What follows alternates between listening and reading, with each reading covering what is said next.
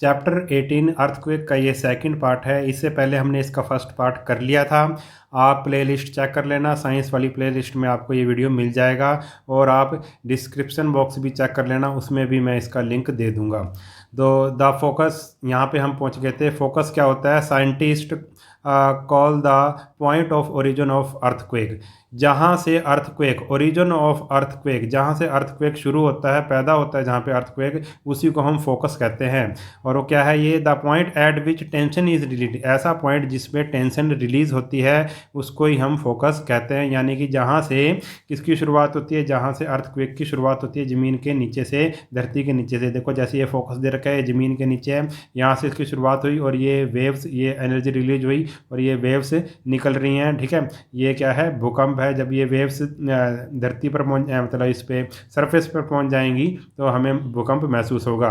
Since this is often deep below the surface of the earth and difficult to map, its location is specified by the point on the surface of earth directly above the focus. क्योंकि जो ये point है ये नीचे होता है point, इसको हम एकदम से मतलब लोकेट नहीं कर सकते, तो इसका अंदाज़ा कैसे लगाया जा सकता है? जहाँ पे भूकंप मतलब ज़्यादा होता है, जिस पॉइंट पे, इसी पॉइंट से हम लोकेट करते हैं कि जहाँ पे भूकंप का असर ज़्यादा होएगा। Location is specified by the point on the surface of earth directly above the focus. Focus के ऊपर जो पॉइंट होगा बिल्कुल अबव द अर्थ यानी कि सरफेस पे, उसी पॉइंट को हम कह देंगे। ठीक है, उसी पॉइंट से हम इसको लोकेट करेंगे कि भाई ये इसका फोकस कहाँ पर था। This point on the surface of earth is known as epicentre of the earthquake. और यही पॉइंट जो सरफेस के ऊपर पॉइंट है, इसको हम क्या कहेंगे?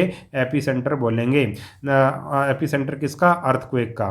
The shock seismic waves move outward from the epicentre, और एपिक सेंटर से जो सिस्मिक वेव होंगी वो क्या करेंगे भाई? आउटवर्ड मूव करेंगी। The maximum damage due to earthquake usually occur closest to its epicentre. और जो भी एपिक सेंटर के पास जो जगह होगी वहाँ पर सबसे ज़्यादा क्या होगा भाई? अर्थक्वेक वहाँ पे सबसे ज़्यादा एक तरह से डैमेज करेगा।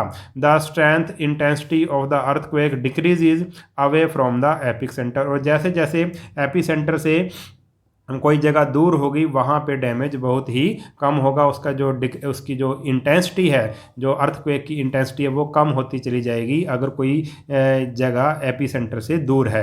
द होल फिनोमिना में last for just a few second. और ये जो भूकंप आता है, जो अर्थक्वेक आता है, ये सिर्फ कुछ सेकंड के लिए ही आता है।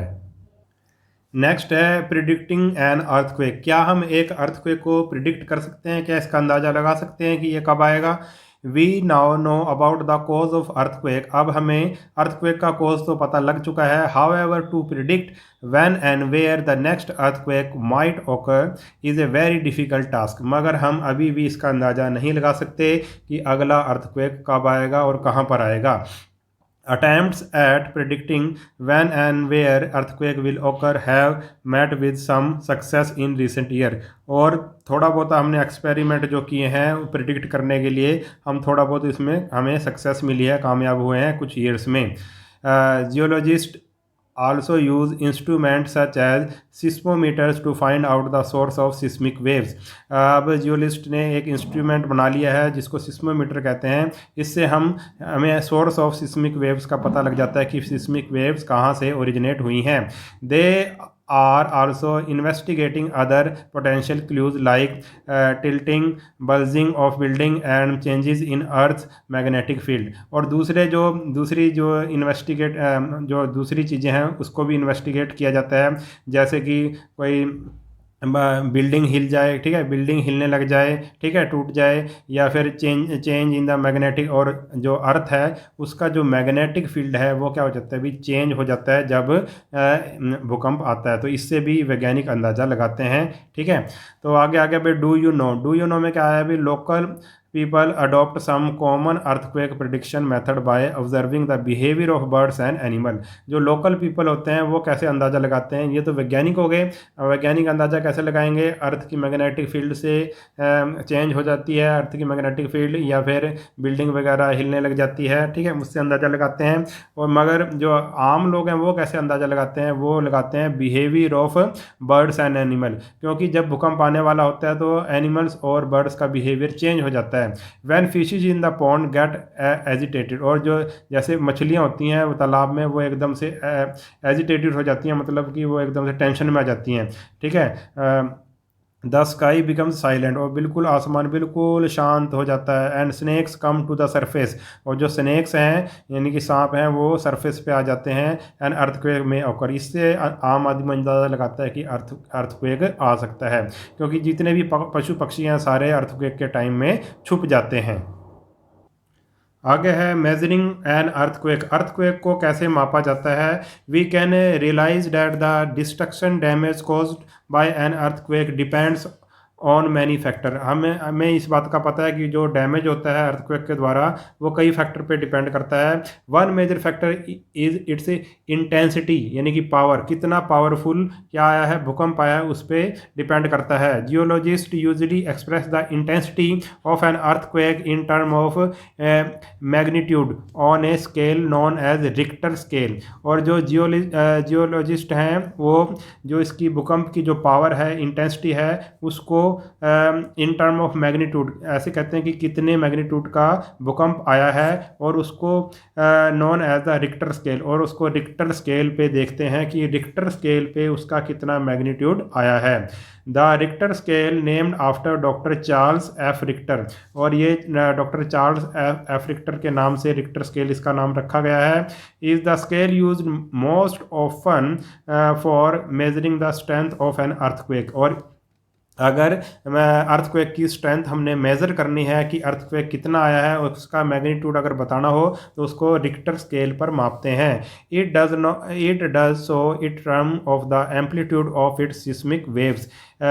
और इसमें हम देखते हैं कि सिस्मिक वेव्स का कितना एम्पलीट्यूड है, कम एम्पलीट्यूड है या ज़्यादा एम्पलीट्यूड है, ठीक है। This scale is not a simple linear scale, और ये जो स्केल होता है वो लीनियर स्केल नहीं होता। अभी बताता हूँ कि लीनियर क्या होता है और दूसरा क्या होता है। On this scale an increase of two, ये लीनियर नहीं होता, ये एक्सपोनेंशियल होता है। आप बड़ी क्लासों में पढ़ोगे कि एक्सपोनेंशियल क्या होता है, तो चलो थोड़ा सा बता देते हैं। जैसे इसमें एग्जांपल दे रखा है, on this scale an increase of 2 in magnitude. अगर मैग्नीट्यूड 2 बढ़ जाता है, अगर 2 इंक्रीज हो जाता है, तो इसका मतलब ये नहीं है कि डबल हो गया, ठीक है। इसका मतलब ये नहीं है कि उसमें 2 प्लस हो गया या डबल हो गया। इसका मतलब क्या है, इसका मतलब है 10⁻²। क्या मतलब है 10⁻², यानी कि 100 टाइम्स। अगर मैग्नीट्यूड 2 बढ़ जाता है, इंक्रीज होता है, तो इसका मतलब है वो 100 टाइम्स उसकी पावर बढ़ गई भूकंप की। और अगर रिक्टर स्केल पे वो अगर कहें, मान लो सिमिलरली एन इंक्रीज 3, अगर 3 मैग्नीट्यूड बढ़ जाता है, अगर वो मैग्नीट्यूड भूकंप का 3 बढ़ जाता है, तो इसका मतलब क्या है, 3 इंक्रीज होता है, इसका मतलब 3 टाइम्स या 3 प्लस नहीं है, इसका मतलब है 10⁻3, यानी कि जो भूकंप है जो वो क्या हो गया भाई, 1000 टाइम्स ज़्यादा हो गया है, ठीक है। तो ऐसे बढ़ता है, ये लीनियर स्केल नहीं है, ये एक्सपोनेंशियल स्केल है, ठीक है। इसका मतलब ये है। उसके बाद आ गया रिक्टर स्केल। रिक्टर स्केल पे दे रखा है कि भाई कितने कितने भूकंप पॉइंट पे, मैग्नीट्यूड पे भूकंप अलग अलग कैसा मतलब बिहेव करेगा, एक तरह से मतलब कैसा होगा उसका रिजल्ट। अगर 2.5 है, अगर रिक्टर स्केल पे मैग्नीट्यूड 2.5 है, तो not felt but recorded on seismometer. Seismometer जिस पे भूकंप को रिकॉर्ड किया जाता है उस पर रिकॉर्डिंग तो आ जाएगी, मगर क्या होगा भाई, वो हमें महसूस नहीं होगा, बिल्कुल हल्के झटके होंगे, और इतने हल्के झटके होंगे हमें महसूस नहीं होंगे। 3.5 आ जाए अगर मैग्नीट्यूड, तो क्या होगा, can be felt by many people, तो कई लोग इसको मतलब महसूस कर लेंगे। 4.5 आ जाए अगर मैग्नीट्यूड रिक्टर स्केल पे, तो क्या होगा, सम लोकल, तो कैसा भूकंप होगा, सम लोकल डैमेज, कुछ लोकल डैमेज हो सकता है, बिल्डिंग में क्रैक्स वगैरह आ सकते हैं, डैम में क्रैक्स आ सकते हैं। अगर 6.0 हो रिक्टर स्केल पे भूकंप का जो मैग्नीट्यूड हो, अगर 6 0 हो तो ए डिस्ट्रक्टिव क्वेक, और तो ये तबाही मचा सकता है भाई। और 7 आ जाए अगर रिक्टर स्केल पे, ए मेजर डिस्ट्रक्टिव स्केल, और भी ज़्यादा तबाही करेगा फिर वो। और अगर 8.0 आ जाए या उससे बड़ा आ जाए भूकंप, इतने मैग्नीट्यूड का भूकंप आ जाए अगर रिक्टर स्केल पे, अगर हम देखते हैं 8.0 का आ जाए, तो फिर क्या होगा, फिर तो बहुत ज़्यादा भयंकर भूकंप होगा वो। और बहुत से मतलब वो सभी इतना भयंकर होगा कि सारी बिल्डिंगें वगैरह गिर जाएंगी और बहुत सी पॉपुलेशन उसमें मर सकती है। तो ये था भाई, रिक्टर स्केल पे कुछ दे रखा था हमें कि भूकंप किस किस कितने कितने पॉइंट पे आ सकता है और उसका परिणाम क्या हो सकता है। उसके बाद भाई, प्रोटेक्शन अगेंस्ट अर्थक्वेक। चलो भूकंप तो आएंगे ही, हमें मतलब उसकी प्रोटेक्शन कैसे करेंगे, भूकंप से हम कैसे प्रोटेक्शन कर सकते हैं, इसके बारे में हम पढ़ेंगे। The earthquake strike suddenly and violently without warning. जो अर्थक्वेक होता है वो बिना वार्निंग के आता है, अचानक आता है, आपको पता है, एट एनी टाइम, किसी भी समय आ सकता है, चाहे दिन हो चाहे रात हो। If an earthquake occur in A populated area, अगर किसी पॉपुलेटेड एरिया में अर्थक्वेक आ जाए, it can cause injuries and death and property loss. और ये क्या क्या कर सकता है भाई, डेथ कर सकता है, लोगों को चोट लग सकती है, प्रॉपर्टी का लॉस हो सकता है। It is therefore important that we identify the potential hazard beforehand and take necessary precautions to protect our self as best as we can.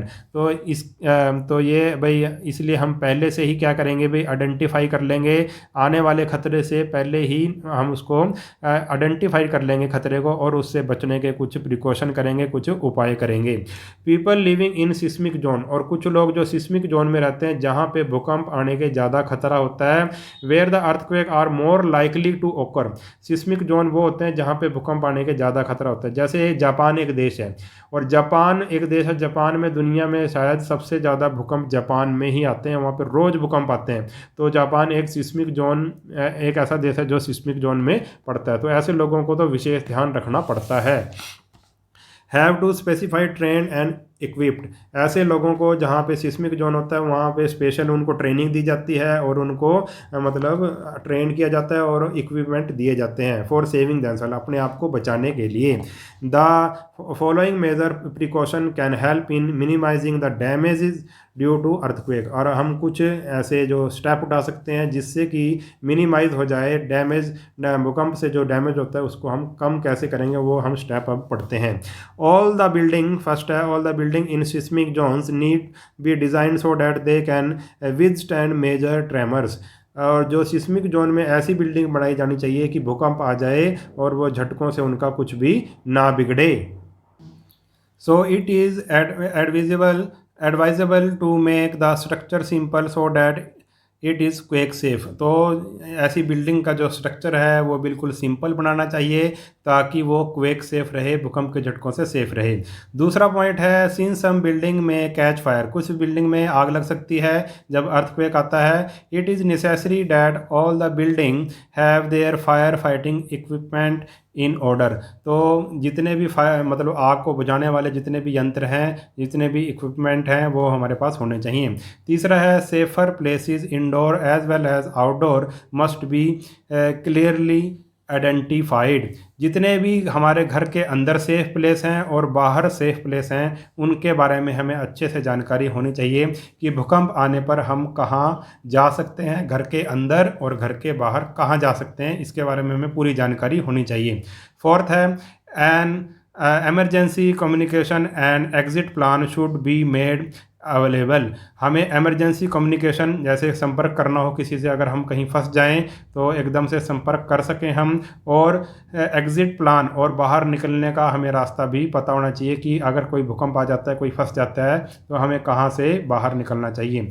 Fifth है, disaster management supplies like flash light, first aid box हमारे पास होना चाहिए। Disaster management यानी कि जब कोई संकट आ जाता है तब उस टाइम हम क्या करेंगे, भूकंप आ जाता है तो हमें फ्लैश लाइट होनी चाहिए हमारे पास, टॉर्च वगैरह, फर्स्ट एड होना चाहिए, दवाई पट्टी वगैरह होनी चाहिए। Should be available in on hand, हमारे पास हमेशा अवेलेबल होना चाहिए। तो ये कुछ मेज़र थे, सेफ्टी मेज़र। अब आगे आ गया भाई सेफ्टी प्रिकॉशन ड्यूरिंग अर्थक्वेक। अब सेफ्टी प्रिकॉशन, अब क्या क्या हम प्रिकॉशन कर सकते हैं for a person present inside a building. अगर कोई बंदा बिल्डिंग के अंदर हो तो वो क्या कर सकता है, अगर बिल्डिंग के अंदर ही हो और भूकंप आ जाए तो हम क्या कर सकते हैं। Take shelter under a table and stay there till the shaking stop. अगर हम बिल्डिंग के अंदर ही हैं तो हमें क्या करना चाहिए, किसी टेबल के नीचे, किसी मजबूत से टेबल या बेड के नीचे मतलब छुप जाना चाहिए, उसके नीचे आ जाना चाहिए। इसका कारण क्या है, क्योंकि जब मतलब बिल्डिंग वगैरह गिरती है या दीवारें वगैरह गिरती हैं तो अगर सिर पे चोट लग जाए तो हमारी डेथ हो सकती है। इसलिए सिर की चोट से बचाने के लिए हम किसी पक्के से टेबल या बेड के नीचे छुप सकते हैं, इससे हमारे सिर पे चोट नहीं लगेगी और हमारी जान बच जाएगी।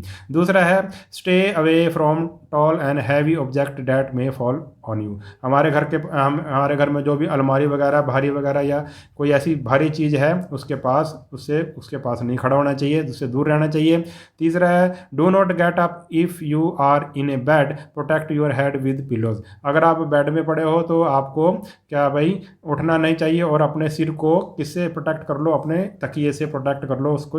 एक तरह से उसका तकिए का आप क्या बना लो, एक तरह से हेलमेट बना लो उसका, ठीक है, उस सिर पे रख लो तकिया, ताकि आपके सिर पे चोट ना लगे अगर कोई मिसहैपनिंग हो जाए।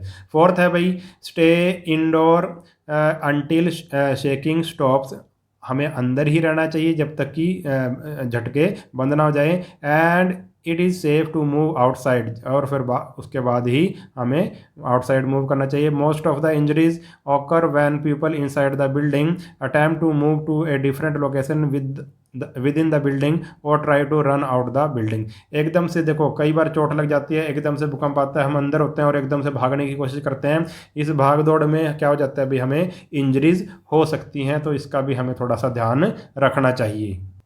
आगे है for a person caught outside in the open. अगर कोई पर्सन खुले में हो तो उसको क्या करना चाहिए, फाइंड ए क्लियर स्पॉट, एक साफ मतलब जगह पे, खुली जगह पर चला जाए। Away from the building, tree, bridges and overhead power lines drop to the ground. मतलब इन चीज़ों से दूर हो जाओ, बिल्डिंग से, ट्रीज से, ब्रिजेस से, ओवरहेड पावर लाइन से, जो पावर लाइन बिजली की तारें होती है उससे दूर हो जाओ, क्योंकि ये कभी भी गिर सकती हैं आपके ऊपर। ड्रॉप ऑन द ग्राउंड, आपको ग्राउंड में क्या करना चाहिए, बैठ जाना चाहिए, ठीक है, या लेट जाना चाहिए। दूसरा है भाई do not come out if seating in a moving vehicle. अगर आप एक कार में चल रहे हो, किसी व्हीकल में चल रहे हो तो आपको बाहर नहीं आना चाहिए। ड्राइव स्लोली, धीरे धीरे चलाना चाहिए। To a clear spot and stay inside, किसी मतलब खुली जगह पर चले जाओ जहाँ पर कुछ ना हो वहाँ पे, और स्टे इनसाइड, और अंदर ही बैठे रहो। Come out only when the tremors stop, जब ट्रेमर्स यानी कि झटके, जब भूकंप के झटके स्टॉप हो जाएं तभी हमें बाहर आना चाहिए। और लास्ट है भाई safety precaution after the earthquake. अगर अर्थक्वेक आ जाता है तो उसके बाद क्या करना चाहिए, ठीक है। स्टे काम फॉर वाइल, हमें शांत रहना चाहिए।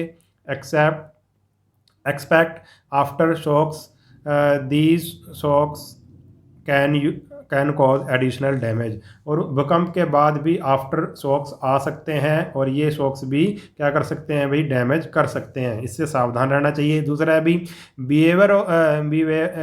Beware of possible tsunami if you live in A coastal area. अगर आप समुद्र के आसपास के एरिया में रहते हो, कोस्टल एरिया में रहते हो, तो सुनामी से सावधान रहना चाहिए, सुनामी भी आ सकती है। तीसरा है केयरफुली इंस्पेक्ट सप्लाईज यूटिलिटीज़। जितनी भी आपकी सप्लाईज हैं, यानी कि बिजली की तारें वगैरह हैं, वाटर सप्लाई है बिजली की, उसको हम चेक करेंगे उसकी भूकंप जाने मतलब ख़त्म होने के बाद। Use telephones only in emergency, telephone का यूज़ एमरजेंसी में ही करना चाहिए। और फिफ्थ है भाई stay away from damage tree area, जो डैमेज एरिया हो मतलब होता है उस एरिया से दूर रहना चाहिए, क्योंकि कई बार ऐसा होता है कि अगर हम उस डैमेज एरिया के पास जाते हैं तो फिर वो आगे और भी डैमेज हो सकता है, किसी के ऊपर गिर सकता है मलबा, ठीक है, तो उससे दूर रहना चाहिए। सिक्स्थ है हेल्प द इंजर्ड वन, और जिसको चोट लग गई है भूकंप आने से उसकी हमें हेल्प करनी चाहिए, उसकी हमें मदद करनी चाहिए। तो ये चैप्टर हो गया हमारा ख़त्म। अगर आपको वीडियो अच्छा लगा है तो चैनल को सब्सक्राइब कर लेना और वीडियो को अपने सभी दोस्तों के साथ शेयर ज़रूर कर देना और कमेंट करके मुझे बताना कि आपको वीडियो कैसा लगा। नेक्स्ट वीडियो में मिलेंगे, तब तक के लिए नमस्कार।